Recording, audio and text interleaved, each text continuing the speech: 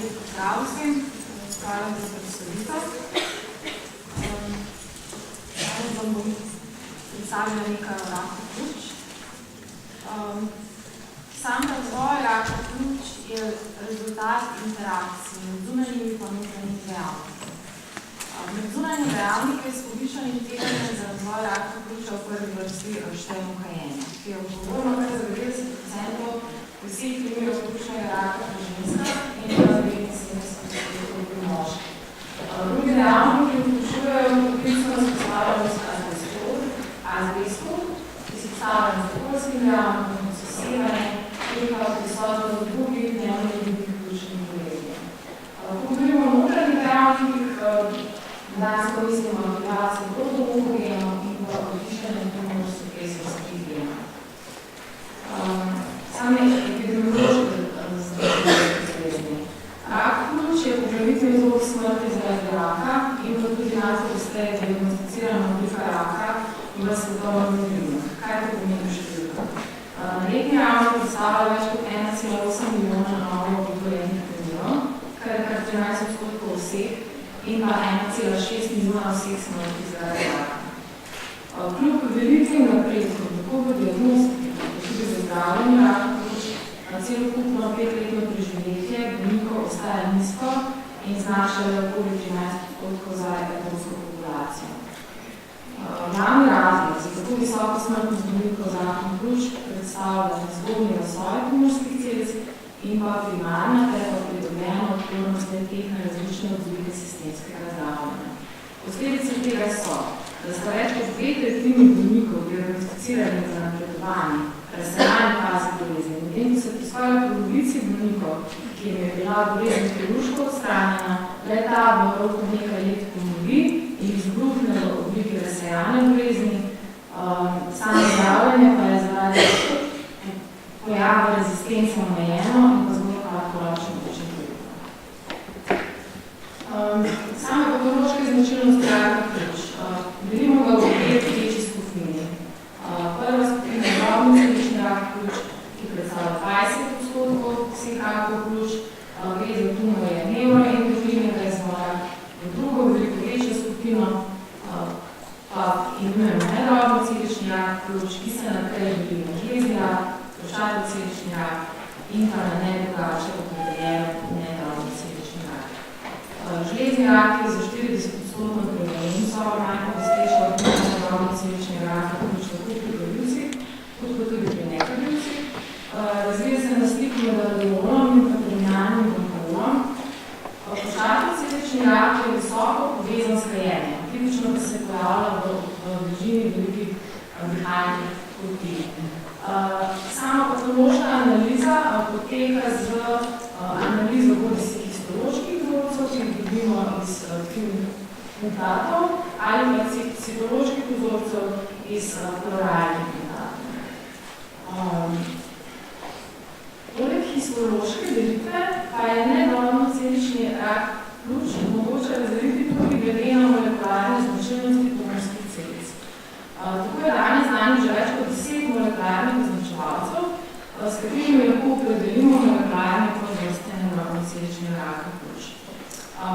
V drobnem jih delimo v dve večji skupini. Prvi so receptorji s telozinkinazno aktivnostjo, to se je GFR, ALK, RK-ROS. V drugi skupini pa so znotraj celični prenašalci signala, KAS, NAS, RAP in ostali. Nažalost, nekih označevalcev, ki bi opredelili molekularne podtipe drobnoceličnega raka pljuč, še niso identificirani. Vse nekako bolj ti molekularni označevalci so omejeni na nedrobnocelični rak pljuč, zaradi tega možno v nadaljevanju, ko bom govorila o raku pljuč, mislim na nedrobnocelični rak pljuč.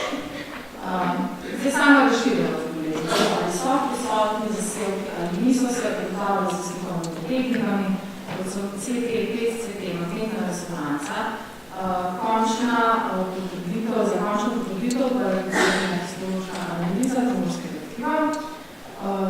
Omejeno obliko se v prvi vrsti priporoča kirurško zdravljenje z razširjeno obliko, to je oblika, kjer so prisotne metastaze, bodisi znotraj pljuč ali pa v druge organe, pa se priporoča kombinacija sistemske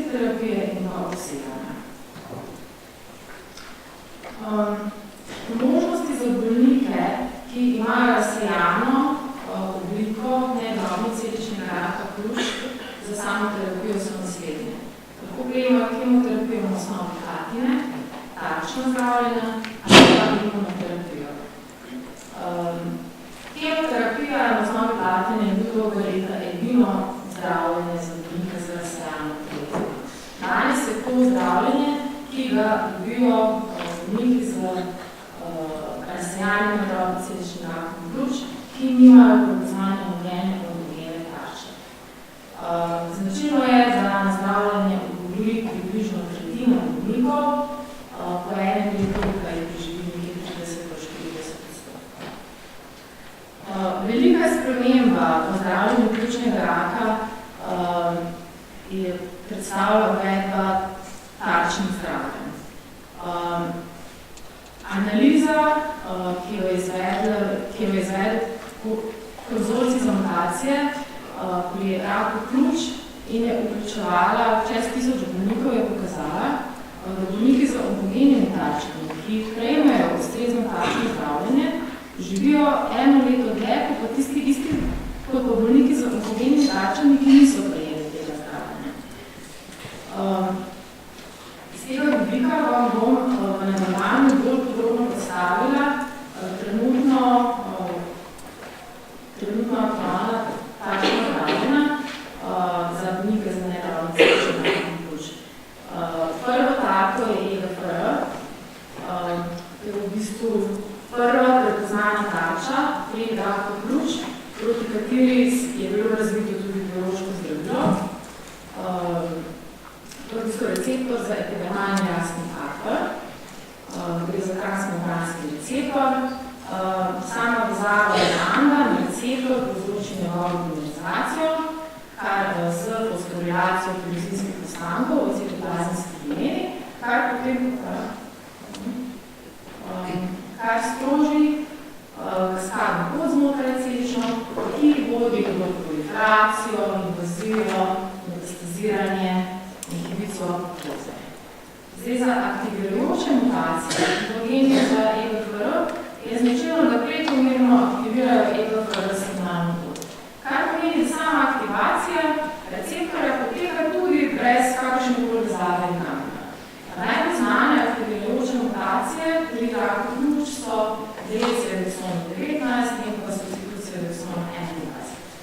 Zdaj, takšno zdravilo tukaj so tirozin kinazne inhibitorji, ki se v bistvu vežejo na tirozin kinazne domeno EGFR receptorja in na ta način inhibirajo EGFR pot in pa posledično povzročajo apoptozo tumorskih celic. Na trgu so prisotna že več generacij EGFR tirozin kinaznih inhibitorjev. V prvo generaciju so etogliflozini, ki povzročajo reversibilno blokado EGFR receptorja. V drugi in tretji generaciji v bistvu se EGFR blokira irreversibilno in te dve pa zdravita nik in prosimertinik. Zdaj še samo v nekih prevaljenci mutacij, v bistvu so značilne za 10–20% bele populacije. Pri azijskih je njihova prevaljenca nekoliko višja, so povezane z železno fisiologijo, so bolj pogoste pri nekadilcih, mlajših in pa ženskah. Številne študije so pokazale, da bolniki z aktivirajočimi EGFR mutacijami, ki v prvi liniji prejemajo zdravljenje z EGFR tirozin kinaznimi inhibitorji, boljše odgovorijo na zdravljenje in pa imajo tudi daljši čas do napredovanja bolezni, kot pa tisti bolniki, ki prejemajo standardno kemoterapevtsko zdravljenje. Kljub zelo spodbudnim rezultatom, pa še vedno približno 30% EGFR pozitivnih bolnikov ne odgovori na zdravljenje. Tukaj govorimo o pojavu primarne rezistence, imajo rezistenčne mutacije. Pri 50% bolnikov, ki pojav odgovorijo, pa se s časoma razvije rezistenca na zdravljenje. To je pojav sekundarne rezistence, ki je ponavadi povezana z mutacijo T790M v exonu 20. Druga klinično pomembna tarča je ALK. To je kratica za anaplastično nukleonsko kinazo. Pri ALK gre za translokacijo, za genetsko prerazporeditev, ki ima za posledico nastanek fuzijskega proteina. Alt-translokacije so značilne za 2-7% bolnikov z nedrobnoceličnim rakom pljuč in takšno zelo so alt-tirozin kinaznih inhibitorjev. Prva generacija alt-tirozin kinaznih inhibitorjev je frizofin in študije so pokazali, da bolniki, ki so prejemali frizofin, so v primerjavi s tistimi bolniki, ki so prejemali kemoterapijo, imeli statistično značilno daljši čas do napredovanja bolezni od pa te za kemoterapijo. Žal je tukaj zgodba podobno kot v EDFR. Pri podaljšanjem zdravljenju se pravi rezistenca, mehanizem ni poznan. Iz tega vidika je bilo potem podobno kot pri EDFR uvedena druga generacija kinaznih inhibitorjev, to pa sta celitonid in arginid. Tretja tarča je ROS1, tukaj ponovno gre za genetsko prerazporeditev, translokacijo. Ta je nekoliko velika, saj je značilna samo za 1% bolnikov z nedrobnoceličnim rakom pljuč. Tarčno zdravilo so tukaj ROS1 kinazni inhibitorji in biološko zdravilo je isto kot pri alku, pri zotonid. Pokazano je bilo, da na zdravljenje za prizotonivom odgovori kar 72% bolnikov, ki imajo ROS1 mutacijo, kar je zelo dober rezultat. To pomeni, da je pri njih prišlo do radiološkega zmanjšanja tumorja po samem normalnem zdravilu. S molekularnim testiranjem onkogenih mutacij laboratorijsko lahko poteka na različne načine. Eden od možnih pristopov je PCR, sekvenciranje samplerjev, sekvenciranje naslednje generacije. To so vsi pristopi, ki v bistvu za izhodni material potrebujejo gena. Lahko izoliramo bodisi iz tumorskega tkiva, v nekaterih primerih pa lahko izoliramo tudi iz krvi. Drugi pristopi vključujejo uporabo tkiva, gre v bistvu za imunohistogenska vaganja. Zdaj, če so te sonde označene z fluorescentnimi sondami, potem govorimo o fishu, če pa te sonde so samo homogene, pa o imunohistogenične vaganje.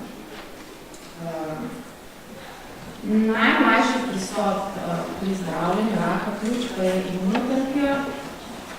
Za rakavo stanje je značilna supresija specifične aktivacije teh celic, ki jo uravnavajo inhibitorne poti, tako imenovane immune checkpoints.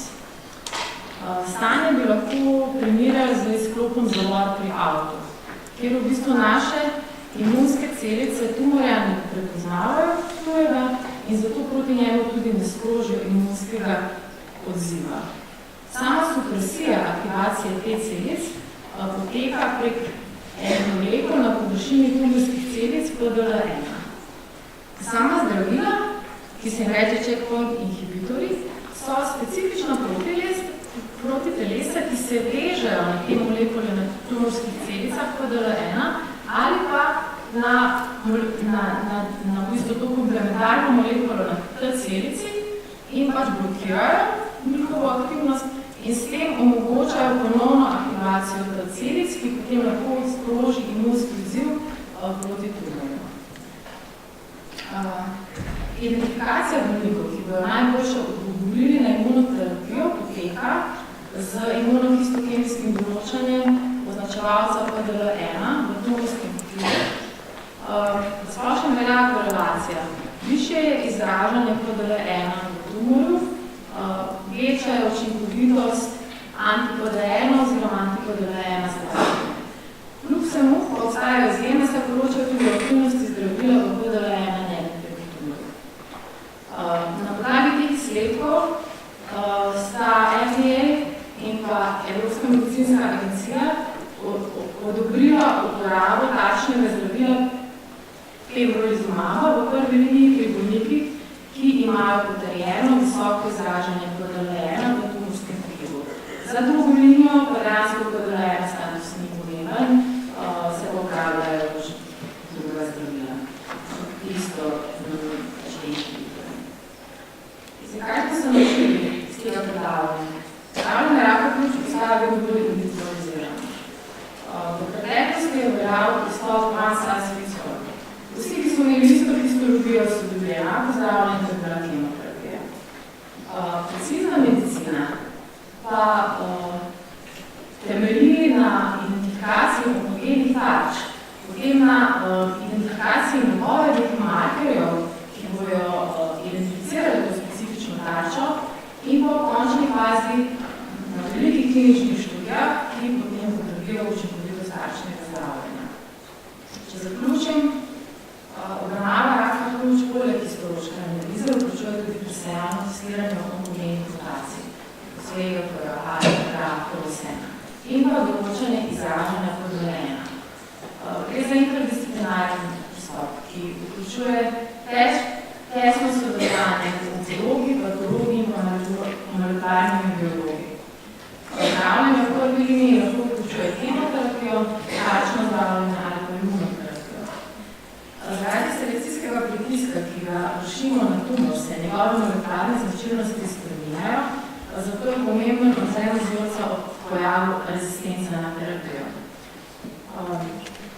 Končni cilj precizne medicine in podavljanja raka pljuč pa je identifikacija novih molekularnih tarč in pa označevalcev odgovora na zdravljenje, ki bodo v končni fazi rezultirali podavljanje živeti. Jaz bi zdaj še izkoristila priložnost, v našem laboratoriju iščemo enega študenta za upravljanje magistrske naloge, sicer ni tema ni z področja raka, ampak z področja imunologije, in sicer bi se ukvarjal s proučevanjem pomena hemokina CCL2 pri migraciji bazofilcev med akutno anafilaktično reakcijo. Koliko bi vas tako